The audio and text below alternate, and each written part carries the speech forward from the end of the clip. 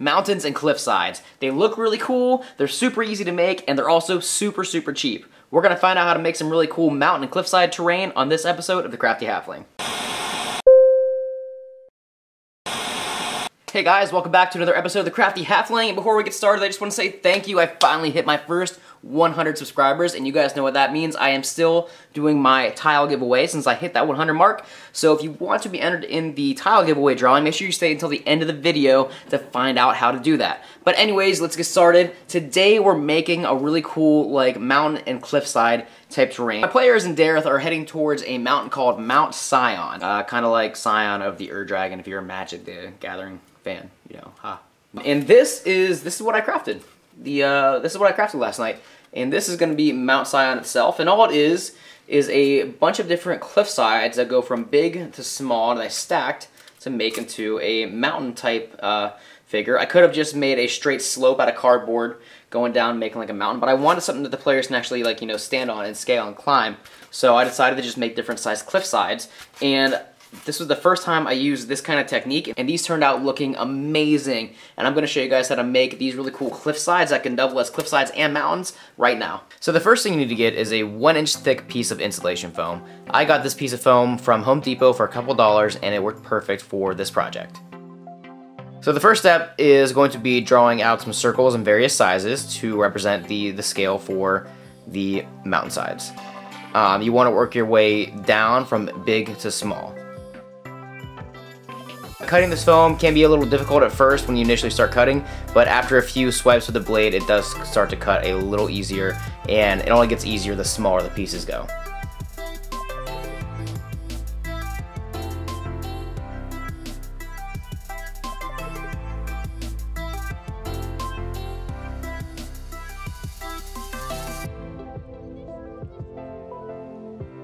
As you can see here, I started cutting off some corner pieces to make cutting it a little easier.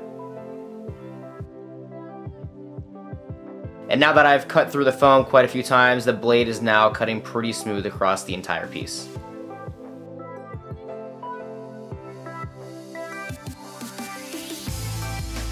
And eventually it just pops off like that, and take off some of the excess pieces that were left over from cutting, and you have your first piece.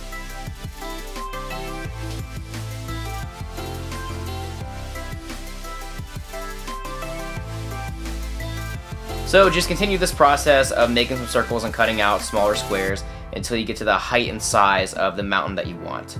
So I'm just going to take and I'm going to cut out a few more of these small circles.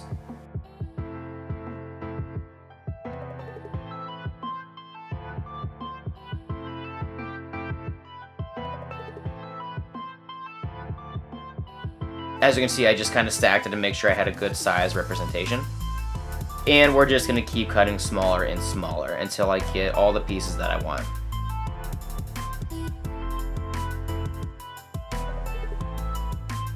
And there we go. That's about the perfect size that I want for this mountain. The next step is going to be taking a brick or something hard like a rock or stone and just kind of beating the sides and the surfaces of this foam. This foam is really durable, so these can really handle the bricks being hit against it. When you hit it with the bricks and any kind of rocks, it gives it that natural stone look that you want for these. I also took and I grinded the foam along the sides of the brick to give it a rough edge of sorts. Doing this is going to give your pieces a lot of detail. It's going to crack the foam, but it's not going to break it. It's going to make it look like a real natural rock formation. So I'm just going to do that to all the pieces and just kind of pound it in different directions using different sides of the brick and going in different lines and patterns and whatnot.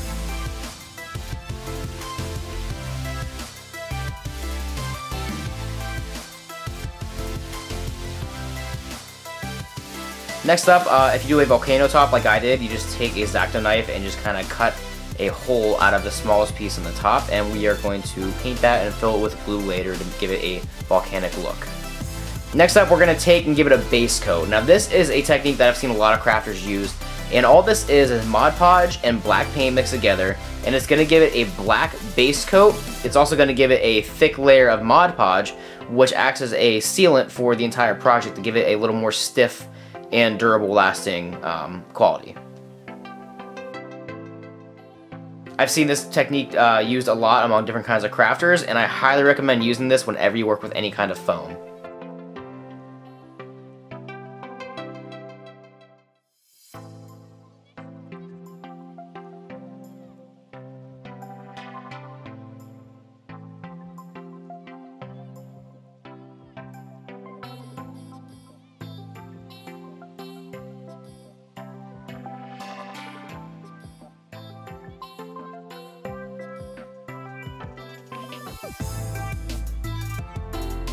So you're going to go ahead and you're going to paint all of your pieces until they are all covered in this black Mod Podge paint mixture, and you're going to let them dry.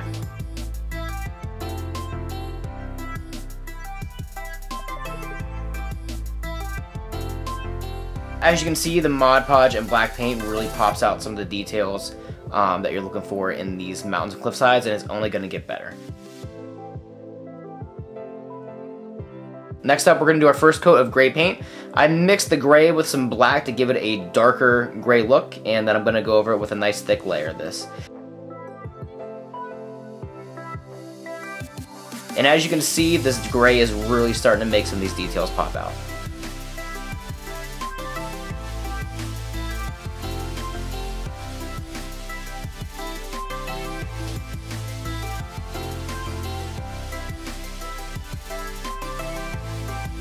So we're going to go ahead and we're going to go over top of all of our pieces with this same gray base coat.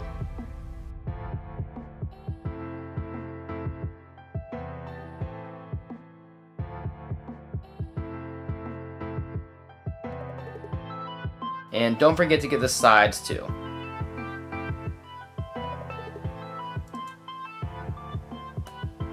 For the volcano top, I'm also going to take some red paint and I'm going to paint on the inside of it and a little bit on the outside to start giving it that volcanic look.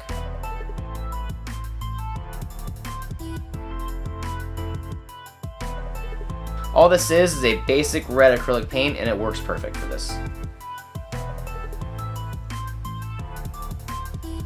Next up, we're going to go on to dry brushing. Now the dry brushing is really where this project starts to pop out and look realistic. So I'm going to take a lighter gray, brush off most of the paint, and go over top of each of the pieces with this dry brush coating of gray.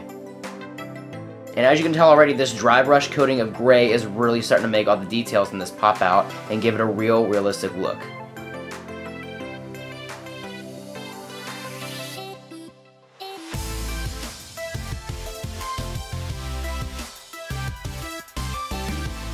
So go ahead and do that with all of your pieces, and you'll notice as you keep applying a dry brushing coat to all of your pieces, all the cracks and the rivets that you implanted from the brick are really going to start to pop out at this point.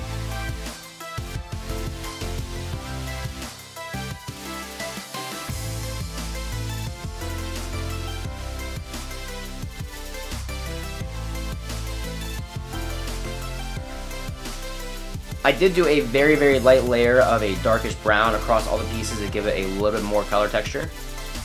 It's not that noticeable, but it does make some differences in some of the pieces.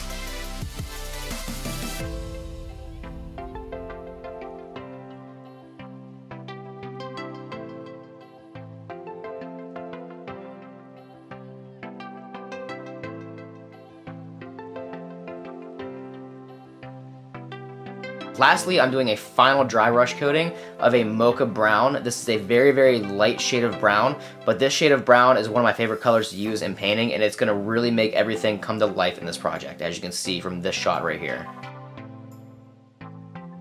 When you do your dry brushing, you want to go from dark to light, so I started with my dark black with the Mod Podge, then went to the gray coat, and then I started going lighter from there for dry brushing. And as you can see, the lighter you go, the more details that start to pop out.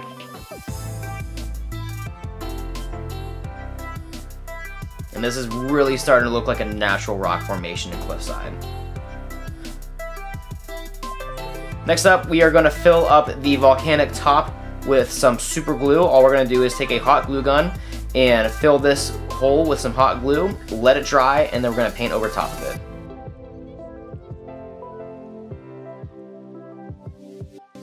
It may start to bubble a little bit because it's hot glue and foam, but don't worry, it will go away once it dries.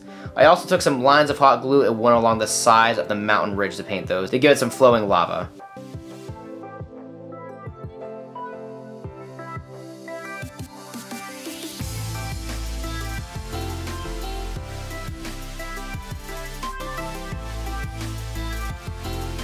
Once that's dry, just take the same red paint you used to get the under detail and paint over top of the hot glue. This doesn't have to be perfect because, you know, you want to give it a molten lava look, so if you get some of the red paint just on the rock itself, it's fine, it's still going to look great. And finally, this is the final project put together, and as you can tell from the details, This looks great. It looks like a natural rock formation. You can tell all the dry brushing coats really did their job. All the cracks and the rivets from the brick that you used really made everything pop. It gave it a natural stone look. And I have a feeling that my players are going to love this, and I'm going to use this for more than just a mountain. I'm going to use this for multiple things, as cliff sides, different variations, caves, and so on. This is going to be a really good arsenal to have in my crafts.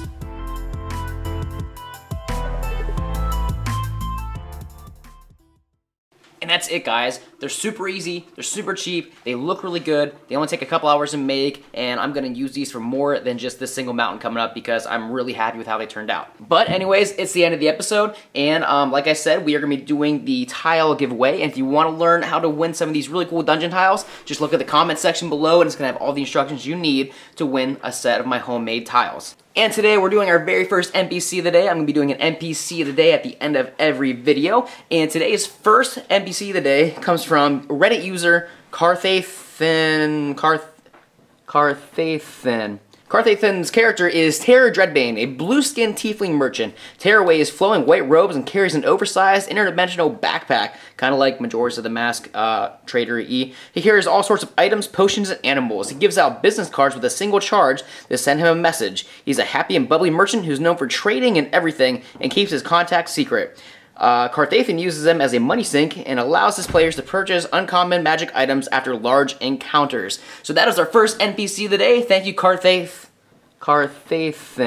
for your submission on my Reddit post. If you want to enter one of your homebrew NPCs to be the NPC of the day on one of my future videos, make sure you also leave a comment below with the name and any kind of details you want me to read off. That's everything, guys. Thank you for watching. Thank you, everybody, for my first 100 subscribers. You're awesome. Expect the winner of the tile giveaway to be announced within the next couple videos once I get enough submissions. And that's really it. I will see you guys next time. Make sure you check out the Crafty Halfling podcast. We have a new episode coming out this week. That's everything. Thanks for watching. I'll see you guys next time. I'm the Crafty Halfling.